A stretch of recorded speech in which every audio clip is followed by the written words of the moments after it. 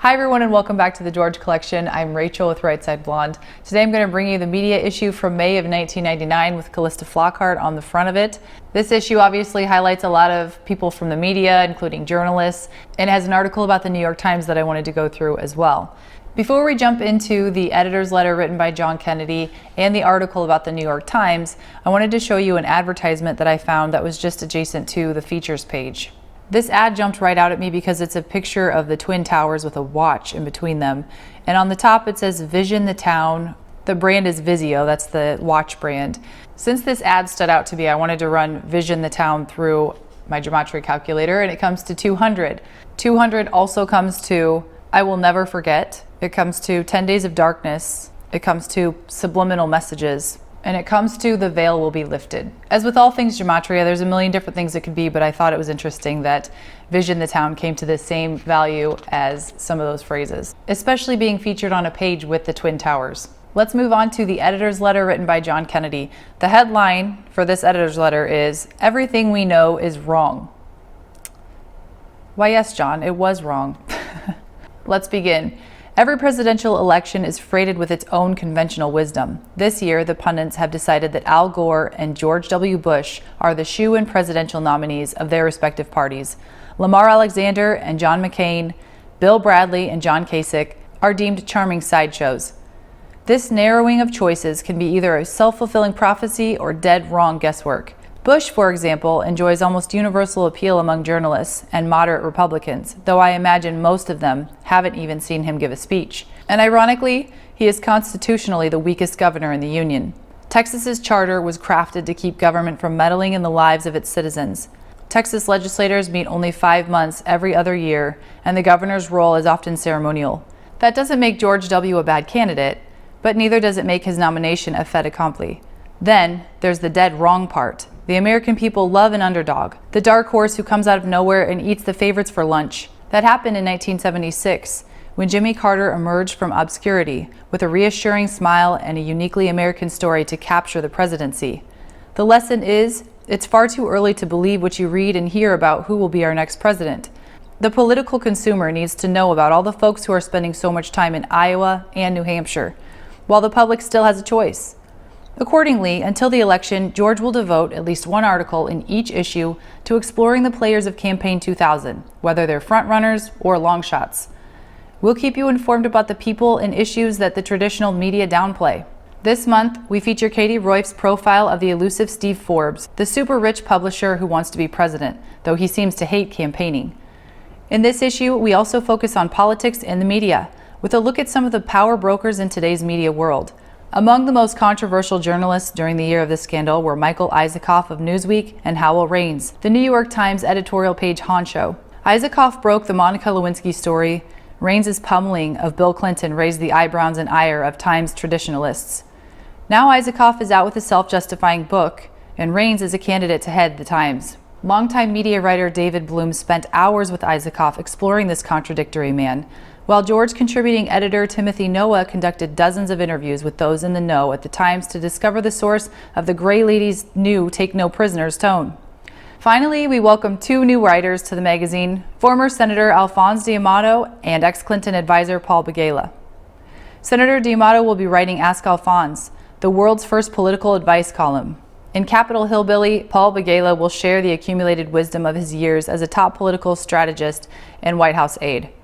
I think that wisdom will be anything but conventional. I hope you agree. John Kennedy. As with most of these George magazines, I've mentioned this before, but oftentimes the headline doesn't match the article, and this issue is no different, starting right with the editor's letter. Everything we know is wrong. That definitely gets you to read his editor's letter. And on the front cover of this magazine, it says, "Who really runs the New York Times?" That caught my attention for obvious reasons, which is why I want to highlight that article with you today. This article is called The Deadly Dozen, and it's written by Timothy Noah. 12 angry men and women set the agenda for the most powerful newspaper in the nation, the New York Times. Their leader, a snarling attack dog from Alabama named Howell Raines. The object of their wrath, none other than Bill Clinton.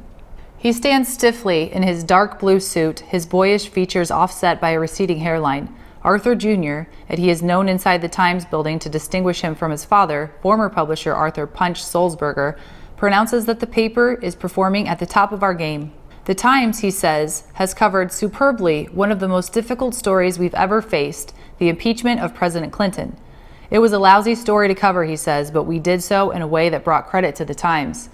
After his prepared remarks, Sulzberger opens the floor to questions which the Times employees scribble on index cards to pass along to ushers in beige uniforms. Was the Times coverage of the Clinton scandals, one staffer asked, objective and unbiased? The question leads Sulzberger to discuss what he smilingly calls Howell's outrageous editorial page, a description that brings more peals of laughter. Howell is Howell Raines, editor of the Times editorial page, who has enlivened the page with a more pungent and, many say, too belligerent tone. On the editorial side, we were pretty tough, Sulzberger says. We've been tough on President Clinton for a while. But when it came to the question of impeachment, he continues, Howell and his editorial colleagues, and me as well, felt that nothing we already knew warranted impeachment. It was a matter of some pride, he says, that the Times had been an early advocate of. Fumbling a bit, Sulzberger looks toward Raines's gray curly head in the fifth row. I forget the word, he says. Censure, Raines booms to the crowd. Wait a minute. Why the memory lapse? Hadn't the Times call for censure attracted enormous attention? It had come after years of near-total praise for Kenneth Starr and near-total condemnation of Bill Clinton.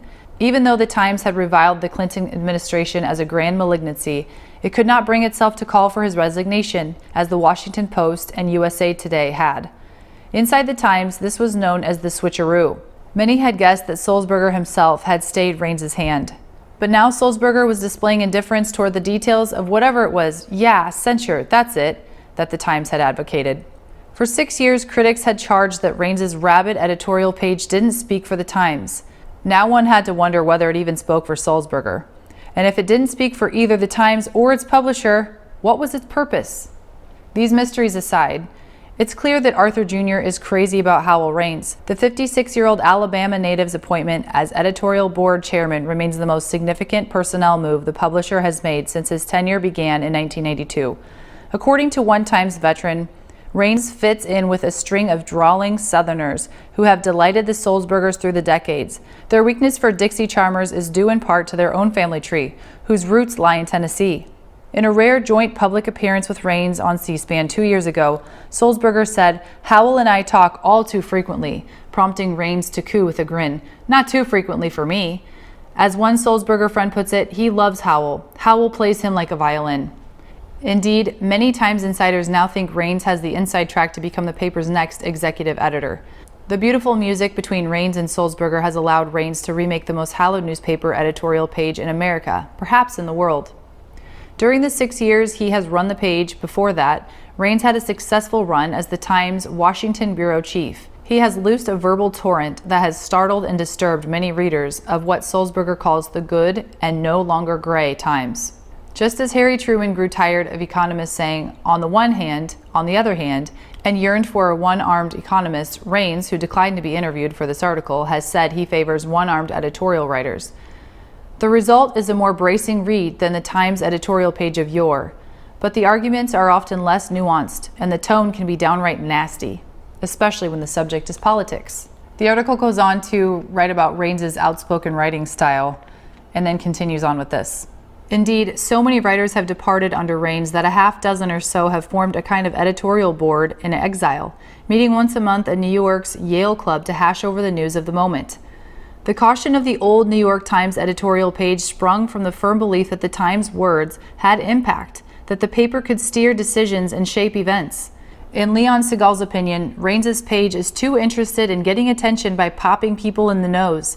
The current page snipes with such spite, wails with such volume, and protests with such frequency that its influence is falling in direct proportion to its insistence. The New York Times' editorial page has always been one of those establishment areas whose workings were kept a mystery to the outside world. Its functions are quaintly ritualized. The writers pledged to keep mum about editorial board discussions, and many current members believe they would be punished if they talked about their jobs at all. Everybody's a little afraid of Howell, Cantwell explains. I know it's ridiculous, says another editorialist, who refused to speak even off the record. I wish the policy were different, but this is what I agreed to, says another. We're not supposed to even exist. The article continues on. Why does the Times bother maintaining a mighty collective voice at all? In fact, the need for the Times to editorialize on 3 or 4 topics a day was always a bit of an artifice. In the distant past, editorials at least had the virtue of providing some place in the newspaper where the reader could encounter opinions, which, in theory, were banned from the news columns. But since 1970, the Times has had the op-ed page, featuring short opinion essays by Times columnists and outside writers. That innovation was such a success that the format was ripped off by newspapers nationwide. Today, even members of the so-called opinion elite will often confess that while they read the Times' signed opinion pieces with great interest, they don't always make it to the unsigned editorials, even the spiffed-up editorials on Raines's page. The more you think about it, the harder it is to resist concluding that the world simply isn't in dire need of a New York Times editorial page anymore. Perhaps Raines himself was aware of this when he took over the page, and perhaps that's why he has tried to liven it up with stridency and scorn. What alternatives were there? The typical editorial runs shorter than the typical op-ed article, which at 750 words or so isn't exactly long. Within such constraints, a writer can barely marshal evidence in support of any but the most obvious point. Raines apparently decided not to worry too much about evidence gathering and argument building. Who cares whether anyone else in the building agrees with you? A better solution, one that Raines himself might embrace if it didn't involve abolishing his prestigious perch, would be to stop the pretense altogether. I never fully accepted the legitimacy of editorials in the modern newspaper, a sharp social critic once observed. For whom really do these disembodied voices speak? Whose values do they invoke? Why not let editorialists write signed opinion columns? An editorial is, in a sense, a brazen deception, the opinion of 1 or 2 individual writers masquerading in institutional dress. Who is this bomb thrower? None other than Max Frankel, who ran the editorial page for a decade, writing in his new memoir. Since Frankel doesn't carry this sentiment to its logical conclusion, allow me. Let's end the deception and abolish the editorial page. No more routine institutional opining. No more Wizard of Oz-like machinists behind a fraying curtain. No more cloaking of extreme opinions in establishment garb. Just real people expressing with minimal pomposity opinions that happen to be their own. This was an extremely long article, so I skipped a lot of the part that just spoke about Raines, but there is one sub-headline that I wanted to highlight, and it says, "The we for whom the editorial writer speaks doesn't really exist."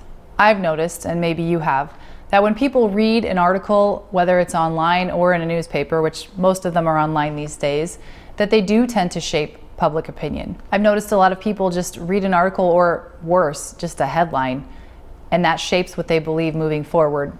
If you get one person writing one article that isn't checked, it can totally screw up the public's perception of the truth. But moving forward, I do see the public waking up to this notion, and I already feel like people are doing a lot more of their own research instead of just reading a headline and forming their perception around just that headline. And above all, like George, I hope we allow people with opposing political beliefs to be in the same newspaper.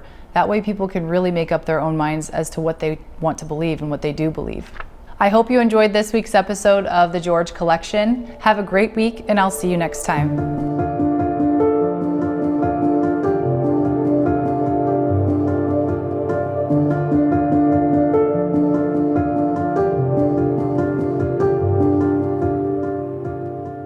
Magazine, George, which is a hoot of a magazine. I thought you were a lawyer.